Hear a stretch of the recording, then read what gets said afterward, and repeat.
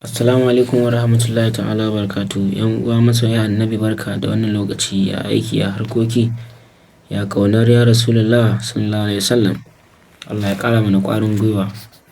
Ya zikiri kuma to alhamdulillah mai ta gode wa Allah. Mun gode ya Allah. Insha Allah yanzu za mu shiga babin sunnonin wanka tunda mun ji babin farillan wanka, abinda suke farilla a wanka. Yanzu kuma za mu shiga babin sunnoni insha Allah. A'udhu billahi minash shaitanir rajim. Bismillahir rahmanir rahim. Babun sunanil ghusli. Wannan babin ne na sunnonin wanka. Wa amma sunanil ghusli, amma sunnonin wanka. Fa kamsatun guda biyar ne. Awwaluha na farko, ghaslul yadayn, wanke hannaye, ilal ku'ayn, zuwa wuyan hannu.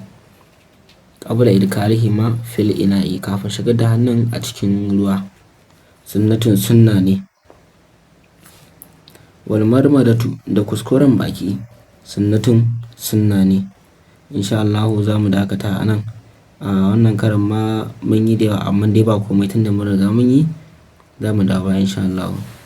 Babun sunanil ghusli, wannan babi ne na sunnonin wanka.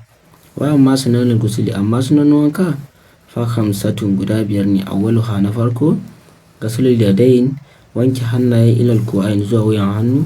Qabla idkhalihima fil ina'i, kafin shigar da su cikin ruwa. Sunnatun sunna ne.